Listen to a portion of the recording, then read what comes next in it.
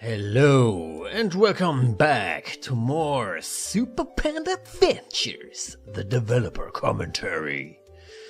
Alright, last time we left off after killing this amazing boss enemy, and I've noticed that while I was playing I was just like running through all the areas, and I pretty much just like bashed through the game and didn't really talk about anything that much.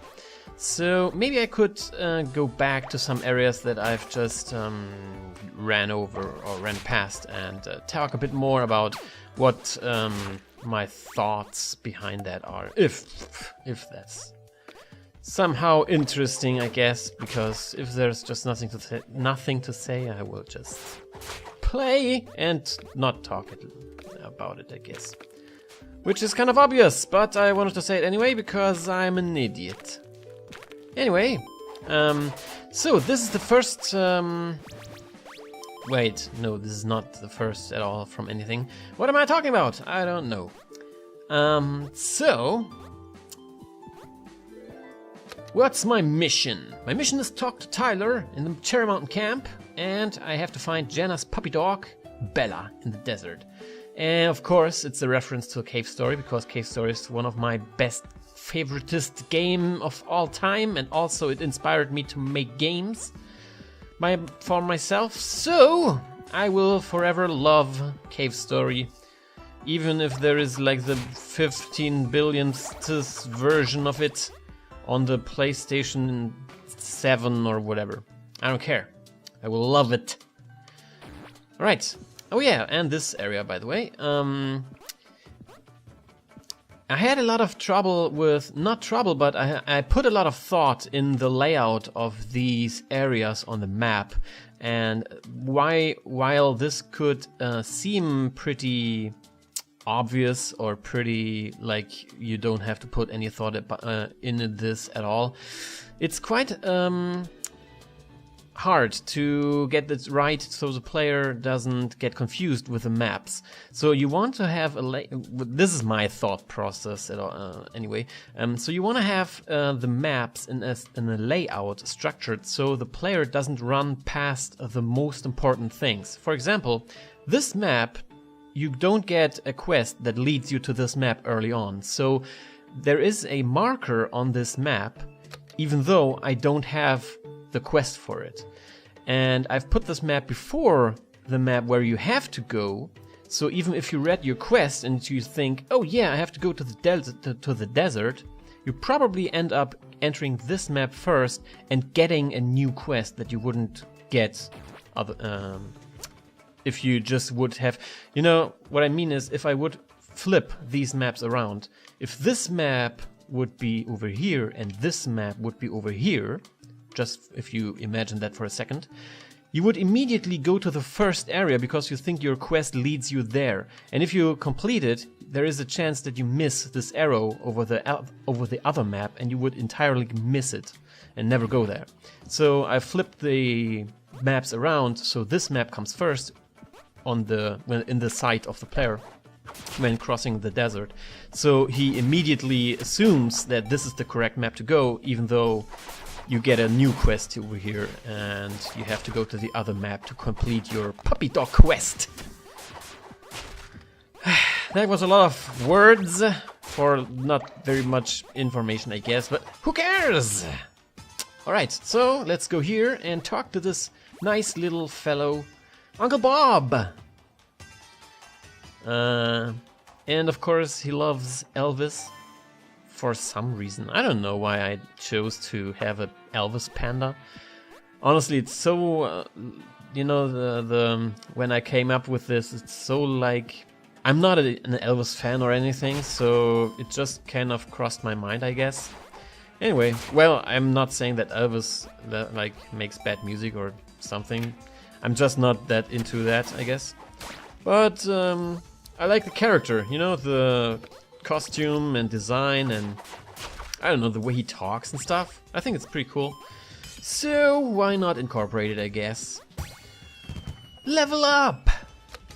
Let's see. See, and now I have a third quest, which is cool. block mastery. Yeah, I think this is pretty good.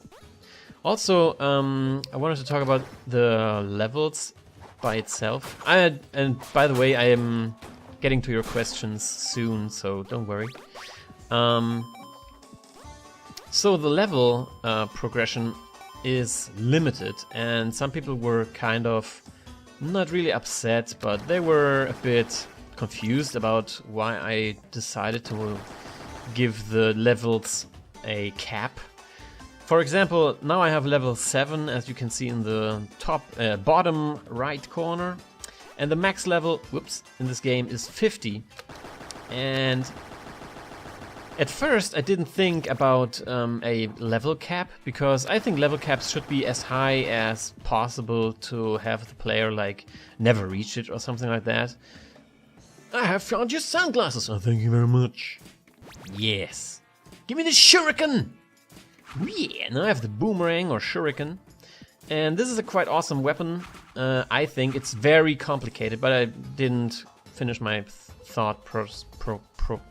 train of thought, I guess. So the level cap is at 50 because I have like 160 points that you can spend on all these perks. Every perk has a maximum of 10. So it's 16, it's 160. And I didn't want the player to have the possibility to max out every stat. So there is you have to make choices. And I wanted to have the player, like, if you know that I get every perk in the end, so I can just randomly assign it and I don't even care. So I want to have the player to care about the decision they make, so you can't max every perk, and that's the reason why there's a level cap at 50, so you can have like 10 perks at maximum at the end, so 6 will never get to the fullest in one playthrough. And now I could talk about the combo mechanic, because now I have the boomerang, or the shuriken, and the thing is that I wanted to have... Well, I played a lot of Street Fighter, and there is this... every time you hit combos and you link your actions and your attacks together and you form a combo, you get a message at the side of the screen, a little note, whatever. Which tells you how high your combo got. And I think that's a pretty efficient way to have something like... you know, skilled players always look for a challenge. And, well, obviously non-skilled player or just like new players just try to master the game. But there is a quote from Blizzard employee saying like the best way to design a game is it's easy to learn and hard to master. And later on, I think they changed this statement even further to say that easy to learn and impossible to master. Anyway, I found Jenna's puppy dog, and it looks exactly like Cave Story, but not 100% exactly, because then I would get sued, I guess, because copyright, whatever, I don't know. So I don't even care. Where was I? Oh yeah. So I put this combo mechanic in the game to have, like, for skilled players, something to master, and something that would take a little bit of time to get the fullest out of that, because I like a challenge myself, because I consider myself to be quite a good gamer. I don't know why, but whatever game I touch, I can usually master it in a quite short time. So I'm a player, I look for challenges myself. So whenever I make a game, I try to make it hard, or at least put a very hard mode into the game, so I have fun playing it myself, because there's no fun in making a game if you can't enjoy it for yourself, I guess. Also, what did I want to say? Oh yeah, if you're wondering why I play on normal and not on the most impossiblest difficulty ever, that is because I want the commentary to be kind of coherent and still kind of get through the game. Because on the highest difficulty I have problems completing my own game. So yeah, I don't want to do that because then you wouldn't hear as much coherent things as you're doing right now, I guess. He says incoherently. Anyway. So yeah, that is my train of thought behind the game. I have to check if I even record. Yes, I record. Cool! So yeah, let's go down here and get the coolest power-up ever, which is the Doom helmet. I guess it's safe to say. Because I think everyone gets the reference, because everyone has at least seen Doom in their lives, and this item is kind of notorious for Doom, I think, because it's like it's scattered around in every level like 1 million times. And I don't know, when I make a game, I want to reference things I love, because, I don't know, it shows my appreciation, I guess, of these games without saying anything about it. And I don't know, I just like having elements from other games in my game as a reference. I don't know, it's just, I think it's awesome to have these little things. Yay! The Helm of Fortitude! Find the other half to unleash its magic! And this is an idea I got from playing Zelda, obviously. Well, not that obvious, I guess, but when you play Zelda, there are a lot of heart containers. I don't know about the latest Wii games and stuff, because I mostly played the Super Nintendo game back in the day, and that has it. I think it's a mechanic that they still have in the games. I don't know, 100%. But I think it's a pretty cool way to to lengthen the gameplay, because the thing is that in Gun Girl I ran into a problem while developing the game, and that problem was that I didn't have enough power-ups for all the secret items and rooms and areas in the game, because every area that you complete needs a reward for the player, because otherwise you wouldn't even bother going there, or even if you went there and there's no reward in the end, you would say like, what the balls, why did I even go here? So I want to have a reward at every place where the player goes, well, for himself, you know. The area with the helmet, for example, that I just went to was entirely optional. You never have to go there if you want to, like, speedrun the game, or just, I don't know, if you just want to complete the quests and not care about anything else. So I need a reward, and in Gun Girl I pretty much ran out of rewards, so I had nothing to give the player. So I was like, damn, what am I doing? Do I delete this area now because I have nothing I can give the player? Then I just came up with, I don't know, what did I do in Gun Girl? I can't remember.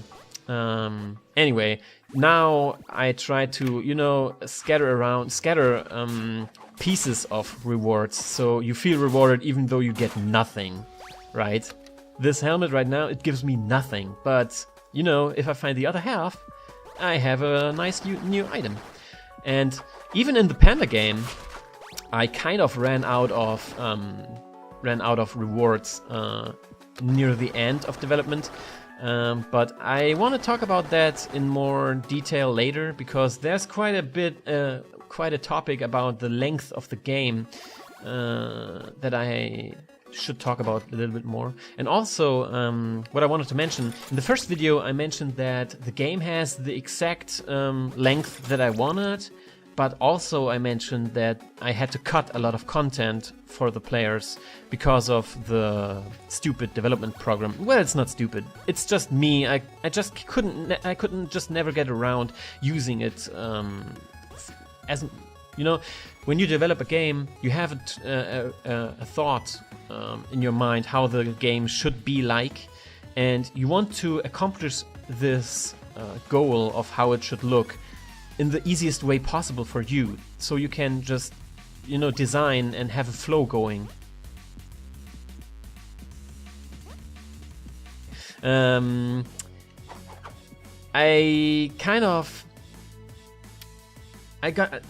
program works in a different way than I think, And that's horrible, because I always have to think like the program does.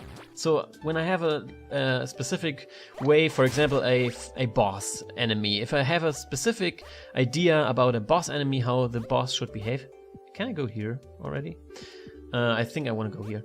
Anyway, if I have an idea about a boss, how the boss should work, I have a specific idea, and then I have to, rethink the idea so the program understands what I mean, and then I have to, redesign the train of thought that I had to get it in company or in alignment with the program and stuff. It's very complicated. It's just, you want, if you're making a game and people ask me like, hey, what programs are you using, blah blah blah, don't use programs that other people use just because they use it, because you could run into the same problem that I did, because the program just thinks in a different way. I can't really describe it very good, I guess, but it's really, really complicated and really frustrating if you have to adapt. If you have to adapt to the program and not the program does whatever you want,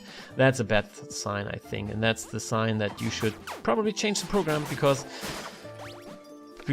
honestly, it took way longer to make anything happen in this program than, let's say, for example, a level editor for Warcraft 3, for example. I have made an RPG in the Warcraft 3 level editor, and it was really easy for me and really a linear progress. Instead of like with this program, I had to go back and forth a lot and test. Basically, I had to test every step that I made, just because I wanted this step to be exactly the way I wanted it, and then I would move forward to the next step. Anyway, I'm kind of rambling on and on about this, but did I talk about anything I wanted? I guess. I don't know. Maybe I will revisit this video and then I think, oh god, why didn't I not talk about this more? Anyway, and then I will do it in the next video, I guess. So, I have 2 questions from you guys. In fact, I think it's 3. Anyway, the first question... Where did I pick up the shield? I don't care. Destroy this machine! And also there is a thing that you can only destroy the machine if you're inside the room. There's a detector for that. Because when I tested it, I was barely able to hit the machine with a longer sword from outside the door, and I didn't want that. So some people complain that it's not working because they're standing here like, why? Why can't I destroy the machine? Yeah, you have to stand on top of the machine, basically. Anyway. Questions. First one from Nero Kitsune. And he's asking, where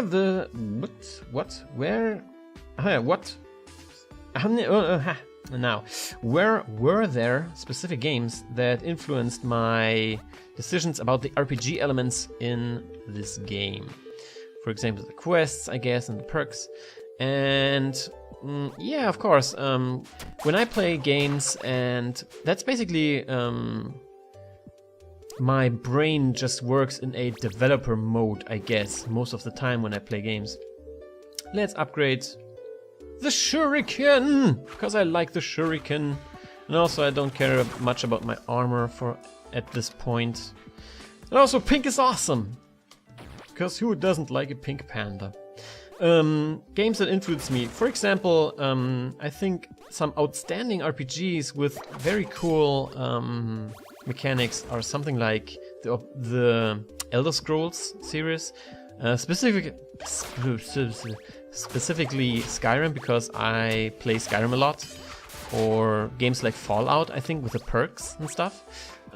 These are really, really awesome games, and of course the obvious one, World of Warcraft, because even if you love it or hate it, it has basically set the industry standard for a lot of things that before World of Warcraft were kind of like, yeah, everyone did it like they wanted and stuff, which is cool, but I think World of Warcraft did a good job in showing the most efficient and user-friendly way of creating things. For example, the quest log. If you look at older games, a lot of them had really bad quest logs, and it was almost impossible to follow quests. because they were just incoherent, like in a diary or something like that. And so yeah, we all have to thank Blizzard, I guess, for World of Warcraft, but they earned a lot of money with it, so no thanks from me, because they already have my money, and I don't say thanks if I pay for it. So yeah, we gave her puppy dog back, and in return we got our first quest spell, which is the Mind Bullet. The Mind Bullet, and yes, it's a reference to Tenacious D with Mind Bullets, because Mind Bullets are awesome, and I just love Tenacious D. They're just an awesome band. I mean, they are doing so much funny shit and stuff. It's just great. So yeah, the Mind Bullet. Oh yeah, I didn't really talk about that, I guess, but oh yeah, and I can go here now. Pick it up, and the yellow key. You can combine attacks. If you throw a shuriken, for example, well, not for example, you only have the shuriken. Oh yeah, that's what I didn't finish with my train of thought. Well, alright. I said in the last video that I had the game exactly at the length that I wanted, which is almost exactly as long as Gun Girl, but still I had to cut a lot of content because of the program. And then I rambled about the program and stuff. So, why did I say that? Which is a character in the game which is basically cut out from by the end, which is Fiona. And I will get to her pretty soon. And she was a playable character. If I could enable developer keys right now, the developer custom like cheats and stuff, I could press a button and I would play as Fiona. She is in the game and she is playable, not 100% like some animations are missing, but she is a playable character, and I planned to have her as a playable character, which with a separate storyline and everything. But by the end, I was just so annoyed by the program and stuff that I just cut her content completely out of the game, so you cannot play her. Which is also the reason why, when you begin the game, you can see a little panda image on your save file, which is completely useless now, but when I was having the idea with two playable characters, that would show, of course, which character you're currently playing. And also I had ideas about switching back and forth in the storyline between the panda and Fiona, but I just didn't... You know, I don't like this idea of switching a character on the fly, because it's kind of, I don't know... The thing is that I have a lot of quests and a lot of storyline and talking and dialogues and stuff, so... Oh yeah, crystal armor? No. Shuriken mastery? Yeah, why not? And yeah, that was just very confusing and very hard for me to do, and I just ran out of motivation, I guess, to work more on the game in the end, and that's why I completely cut her content, because I didn't want to, you know, have different quests and different spells and everything different, and I would have to store like values differently, because you could probably upgrade her differently, because if you want to upgrade her the Mind Bullet, for example, but you don't want to upgrade her first spell, then it would have to store a different value and stuff like that. I didn't want to mess up the game too much, because I just wanted to have one finished game instead of like a whole new construction area with Fiona on my hand. So I wanted to get through the game and finish it, and then, you know, in the end I still have the ability, possibility to have Fiona as a DLC, kind of like an upgrade. You know, I could easily like create a patch for the game with Fiona introduced, something like that, but currently I have no plans in doing that, because I want to learn other programs and stuff. Maybe in the future, I'm not sure, but yeah, that was that. Alright, I'm sorry for rambling about this for now, but yeah, back to the question from Nero Kitsune, which was what games influenced me with the RPG style, and yeah, I think that was Did I cut the rest of the question out? I'm sorry, I'm having my little notes here and I don't know if I wrote everything down. So, yeah, obviously. But also, you know, in the last video I already talked about influenced games from my past, like Faxanadu, Battle of Olympus, Zelda 2, these kind of games. I always loved them, and yeah, they're kind of my childhood. And when I play the Panda game, I obviously kind of get the same feeling that I had back then when I played them. And yeah, for example, with the combo mechanic, not the combo, the combat mechanic, when you charge your sword, that is a feature from Skyrim, basically. When I played Skyrim a lot, the last year or something like that, or no, last couple years, I don't know. Man, I play so much Skyrim. I played the Skyrim combat. Well, I played a two-handed melee fighter, and in the combat of Skyrim, it feels like really strategical, even though you're just pressing basically 2 buttons. And I thought to myself, why is the combat so much more strategic in Skyrim than in my game? Because in my game, you just press basically the same amount of buttons. So I decided to have this charge in the game. Just you do in Skyrim, you can just charge your sword and have a heavy attack. And this basically changed the way I played my own game, and I felt it was much more well, not really strategic, but it gave you more freedom about what kind of attacks you want to perform and stuff. And it makes combat much more interesting, even if you prefer just slashing everything with your sword. So yeah, that's basically it. Skyrim, World of Warcraft, and basically every RPG I played.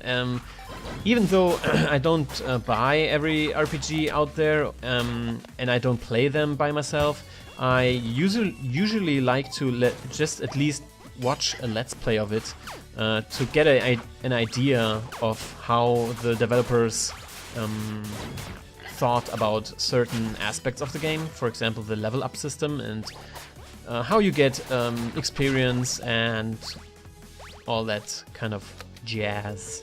Do I want to upgrade my Mind Bullet? I think so. I like the Mind Bullet. Oh yeah, by the way, the coin sound, I had to change it because at first I basically 100% recreated the sound from the Mario games when you pick up a coin.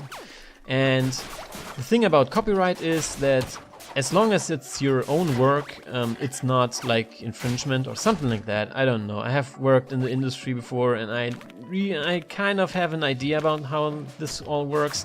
So I thought I'm on the safe side if I just recreate the sound on my own and have it in the game. But as it turns out, some people, well, they didn't claim anything, but they just felt that I ripped Mario off and said like, hey, why did you copy and steal the sound effects and stuff? That's not polite. I don't know. And so I thought, well, whatever. I just changed the sound slightly, and now you have a slightly changed Mario coin sound in the game. Also, there's a little trick. If you want to get extra combo points for enemies, you can just basically slash them down as they're almost dead, and then you can just have a charge attack and bam! Overkill them, as I like to call it. So you get a lot more experience points that you usually would. Wait, what did I want here? Oh yeah, let's upgrade the. Yeah, let's upgrade the armor. I have an awesome leather armor now. Magnificent! And what is this? This stone looks like it has come from another world. You got a black stone, blah blah blah. This is Fiona, if in case you haven't played the game. And Fiona is basically trapped in a stone, and during this game you can never get her out, and in the end even she's not mentioned anymore, which is, I know it seems like harsh, on poor Fiona, but well, yeah, in fact, I had more planned for her, but I cut the content out. I wanted to have the panda find a way to get her out of the stone, and then from then on you could play her or the panda and stuff like that. And I know it sounds interesting stuff, but I just couldn't get myself to do it. So anyway, let's go back to Tyler and tell him. Oh yeah, by the way.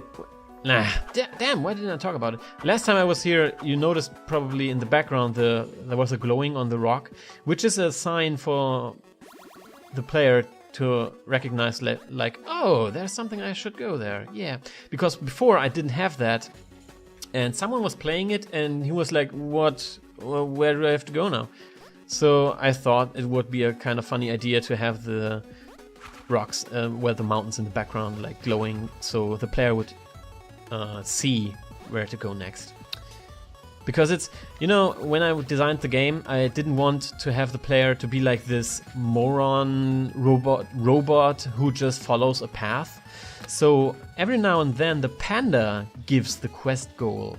If you kind of like, if you have an open mind for that and try to look out for this, you will quite, you will see a bit. Wait, where did I want to go? Do I want to go here? No, I don't. I want to go to the fountain and find Fiona. Well, I want to charge back the powers of the black stone.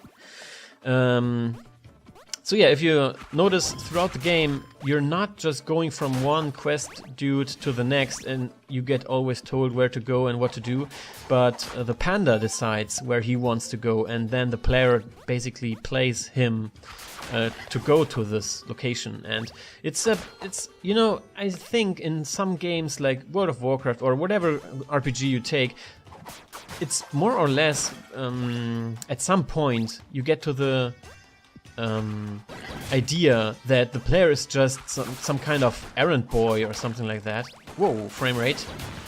And I didn't want that for my game. Hey, frame rate, keep up. So there's a couple of quests. Why is my frame rate tanking? Hey, don't tank on me, frame rate. What the F? Why? What? Oh, I didn't even have the key. Is my hard drive full or something like that? Oh, damn.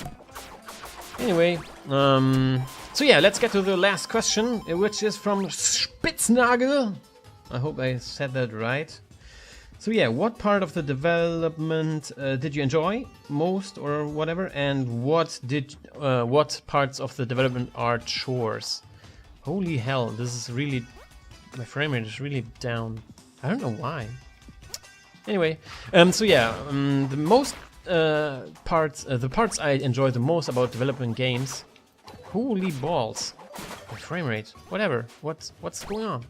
I don't know. Anyway, the parts I enjoy most are the design parts of the game. Like when I can think about perks I want to give the player, and quests, and you know, weapons, items, enemies. Basically everything about the game that I can design is my favorite part. The not so favorite parts are, you know, programming the stuff and scripting the events and having... Whoa, I really have to check if this is this area? No, it's my computer, I guess. I'm sorry! I don't know why. Frame rate. Why are you tanking? Anyway. So yeah, I enjoy designing things, no matter what. If it's enemies, weapons, special abilities, anything about that, I just love it. And the parts that are chores, I don't know, something like creating animations for sprites and stuff, which is really, it's getting a pain after the 15 millionth time. Because it's not only creating the animation, it's also syncing it with sounds and having it have a real speed, because the game is locked at 60 frames per second. So any animation I make has to have a certain speed. And the way this program that I used handles the speed of animations, you can't just alter it from animation to animation. Well, yeah, you can, but there's just one specific speed that you can set for any animation. So it's kind of like if you want an animation to have if there is an animation that you want to have, like for example this, where he just spins his arms and then he holds them out, you have to copy paste the same frame over and over to have it like stay at the same location. Or this dude where he just charges basically his arm. See, I had to just copy paste the animation so it's staying in one position. It was really a pain. But I guess, well, now I can use models and keyframe animations and stuff, and it's much more easier. Anyway, so yeah, this is all the questions, and this is all I can talk about for now, I guess, without getting into too much. You know, I don't want to have like all the fun stuff in one episode, so I want to spread out what I say so I can talk more coherently and more well, elaborate, I guess, about one topic instead of like jumping over thousands of topics in one video. Anyway, I hope you enjoyed this little developer commentary for now. If you have more questions, please ask them in the comment section below. I am very happy to answer all your questions, and for now I say thanks for watching, and I will see you in the next video.